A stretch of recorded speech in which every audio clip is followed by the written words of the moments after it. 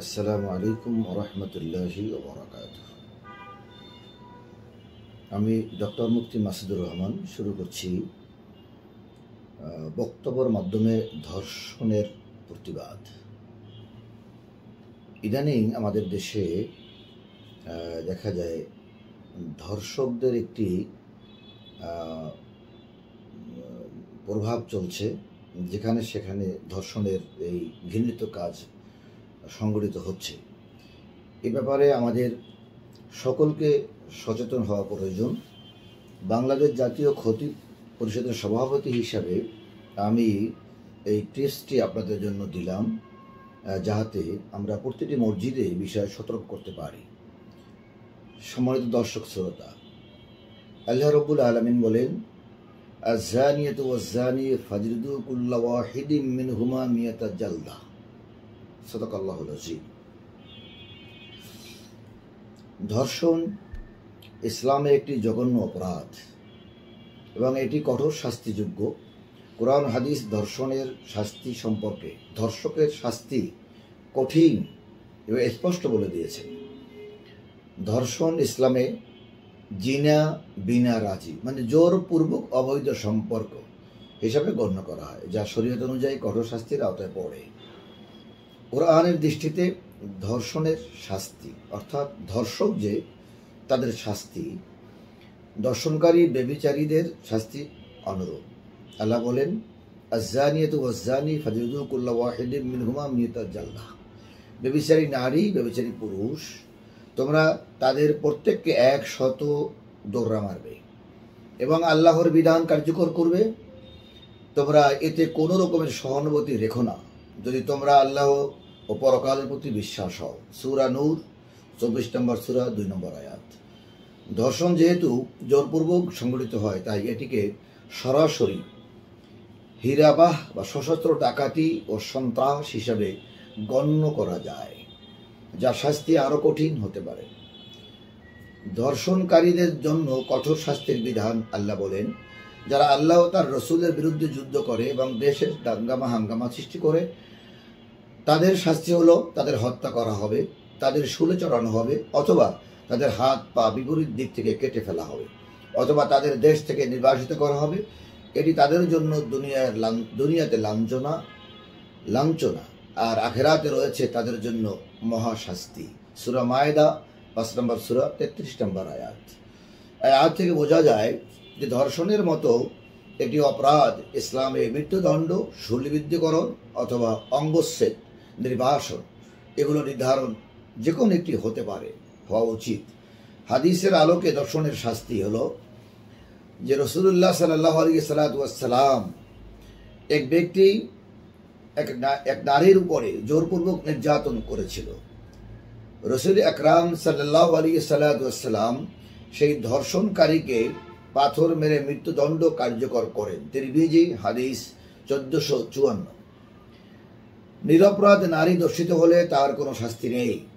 আমরা দেখতে পাই অধিকাংশ ধর্ষণ নিরপরাধ নারীদেরকে বন্দি করে থানার কলুষিত অফিসাররা, রাজনৈতিক দলের লোলুপ দৃষ্টি সম্পন্ন ব্যক্তিরা তাদের চরিত্র চরিতার্থ করার জন্য বাধ্য করে ধর্ষণ করে থাকেন।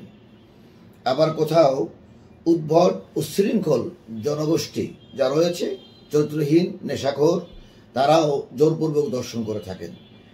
এ ব্যাপারে হাদিস শরীফের আলোকে ধর্ষণের শিকার যে নারী হবেন তার কোনো অপরাধ নাই, তার প্রতি সমাজকে সহানুভূতি দেখাতে হবে, এটাই নিয়ম। তাকে কলুষিত করা যাবে না, সমাজে হেয় করা যাবে না, তার ছবি তার পরিচয় তুলে ধরে তাকে ছোট করাটা খুবই জঘন্য অপরাধ। বরং ধর্ষণকারীকে তার জ্ঞাতি গোষ্ঠী বা তার পরিচয় জানানো দরকার, যাতে লজ্জিত হয়ে সমাজ থেকে সে এই অপকর্ম থেকে ফিরে থাকে, মানুষ যেন ভয় পায়। ধর্ষণের অপরাধ প্রমাণের জন্য করণীয়। ইসলামে রয়েছে ধর্ষণ প্রমাণের জন্য 4 জন প্রত্যক্ষ সাক্ষীর প্রয়োজন। এটা আসলেই কঠিন বিষয়। সে যুগে অবস্থাটা তেমন ছিল না, খোলামেলা সাক্ষী পাওয়া যেত, কারণ একজন লোক 4 জনকে সাক্ষী রেখে সহজে ধর্ষণ করে না। তবে অনেক লোকই গ্রুপ ভিত্তিক ধর্ষণ করেন, সেখানে সাক্ষী হয়ে যায়। যদি একবার রাজসাক্ষী বানানো যায় বা আটকানো যায় তবে সেখান থেকে সম্ভব। তবে আরও একটি পদ্ধতি রয়েছে, 4টি পদ্ধতি। দর্শকের স্বীকারোক্তি, যদি দর্শক নিজে স্বীকার করে, একজন দেখলেও দর্শক যদি বলে, যে দর্শক নিজেই বলে আমি হ্যাঁ এই অপরাধ করেছি, তাহলে তার উপর শাস্তি কার্যকর হবে। আধুনিক ফরেন্সিক প্রমাণ যেমন DNA test, medical report, CCTV footage এবং অন্যান্য বৈজ্ঞানিক প্রমাণ যদি বিচার কার্যে প্রমাণিত করে তাহলেও তার বিচার কার্যকর করা যাবে। ইসলামে দর্শন প্রতিরোধের বিষয়টি আমাদের চিন্তা করা দরকার। নারী পুরুষের পর্দার বিধান চালু করা দরকার। সূরা নূরের মধ্যে আল্লাহ তাআলা 30 নম্বর 31 নম্বর আয়াতে বলেছেন। তারপরে ওয়াকুলিল মুমিনাতি ইয়াগদুন্না মিন আবসারিহিন্না ইয়াহফাযনা ফুরুজাহুন্না, পর্দার বিধান কথা বলেছেন। এরপরে ব্যভিচার যেন নিকটবর্তী না হওয়া যায়। ওয়ালা তাকরাবুজ জিনা, আল্লাহ রাব্বুল আলামিন সূরা বনী ইসরাঈলের 32 নম্বর আয়াতে বলেছেন তোমরা জিনার কাজ সংগঠিত হতে পারে এরকম কার্যক্রমের কাছেও যেও না, কারণ যেগুলো জেনায় উদ্বুদ্ধ করবে সেই কাজ থেকে ফিরে থাকলে জেনা থেকে বাঁচার সম্ভাবনা রয়েছে।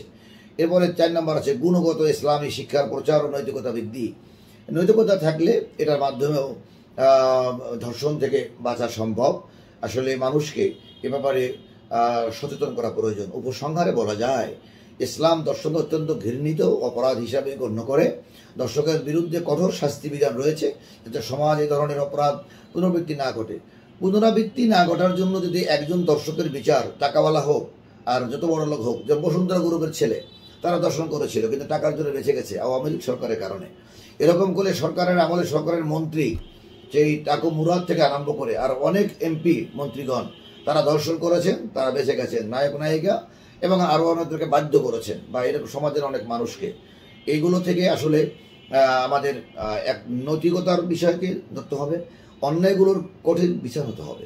ফুটবল খেলার মাঠে বা ক্রিকেট মাঠে যদি একজন দর্শকের পাথর মেরে হত্যা করা হয় বা ডোরা মেরে মারা হয় তাহলে অন্যরা দেখলে এ পাপের দিকে যাবে না, মানুষের ভিতরে সেকেন্ডারি সেক্সুয়াল অর্গান স্টিমুলেট হবে না, তারা ভয় পেয়ে যাবে। আসলে বেবিচারের বিচার না হলে অন্যান্য দেশে বলে থাকে এরকম নির্দয়ভাবে মেরে ফেললে এটা কেমন কথা হয়। আসলে এটার মাধ্যমে ইজ্জত রক্ষা হয়। একজনকে বা কয়েকজনকে বছরে যদি এরকম হত্যা করা হয় তাহলে হাজার হাজার দর্শন থেকে দর্শক ফিরে যাবে, দর্শনের শিকার নারীরা হবে না, সমাজ এই পাপ থেকে মুক্ত পাবে।